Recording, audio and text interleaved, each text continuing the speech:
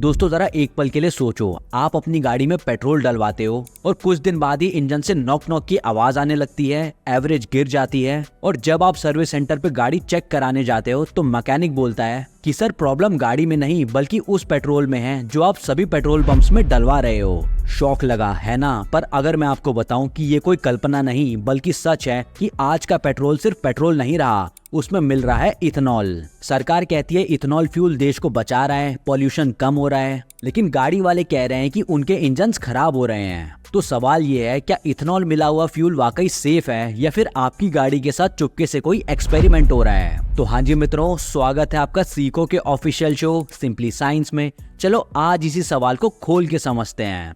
आइए पहले थोड़ा बैकग्राउंड समझते हैं। दोस्तों जैसा आपको मालूम होगा कि इंडिया अपने लिए कच्चा तेल दूसरे देशों से खरीदता है और उसे बाद में रिफाइन करके पेट्रोल बनाता है। इसमें देश के करोड़ों डॉलर्स खर्च होते हैं और फॉरेन करेंसी कम होती है। तो इसी खर्च को कम करने के लिए सरकार ने सोचा कि क्यों ना पेट्रोल के साथ इथेनॉल को मिलाकर बेचा जाए। ऐसे इंडिया में पेट्रोल के साथ गन्ने से बने इथेनॉल की मिक्सिंग शुरू की गई। पहले मिलता था E10 फ्यूल, मतलब पेट्रोल में 10% इथेनॉल मिला होता था, लेकिन सरकार इसे बढ़ाती गई। पहले टारगेट था कि 2030 तक E20 यानी 20% इथेनॉल मिक्स पेट्रोल बेचा जाएगा, लेकिन सरकार ने ये 5 साल पहले ही कर दिया। इसके कारण आज आपकी गाड़ी की टंकी में शायद E20 पेट्रोल ही भर रहा है। पर अब यहीं से शुरू होती है एक बड़ी प्रॉब्लम। सरकार ने पेट्रोल में इथेनॉल तो 20% मिला दिया, पर क्या आपकी गाड़ी ऐसे फ्यूल के लिए बनी भी है? देखो 2023 के बाद जो नई गाड़ियां बनी हैं उनको कंपनीज ने E20 कॉम्प्लायंट बनाया है, लेकिन जो 2023 से पहले की गाड़ियां हैं वो E20 के लिए डिजाइन नहीं हुई हैं। इसका रिजल्ट होता है इंजन में नॉकिंग, माइलेज कम, पावर लॉस और रिपोर्ट्स आई हैं कि इंजेक्टर फेल हो रहे हैं,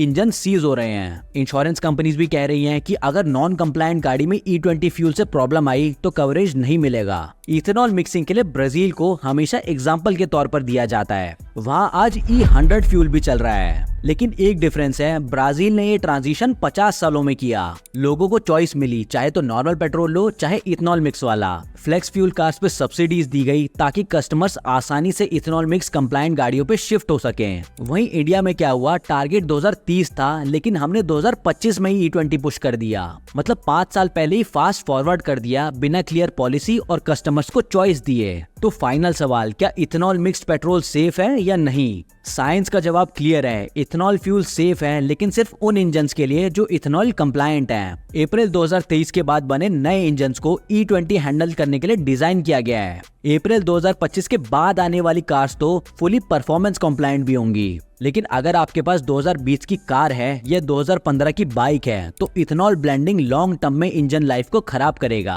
वारंटी और इंश्योरेंस पे भी सवाल उठ रहे हैं, अगर इंजन खराब हुआ तो कवर मिलेगा या नहीं, इसका कोई क्लियर जवाब नहीं है। तो अगर आप नई कार ले रहे हो तो कोई टेंशन नहीं, लेकिन पुरानी गाड़ियों के लिए अपनी कार कंपनी और इंश्योरर को जरूर संपर्क करें। और अगर वीडियो काम का लगा तो लाइक करें, शेयर करें। हम मिलते हैं अगले वीडियो में, तब तक के लिए बाय बाय।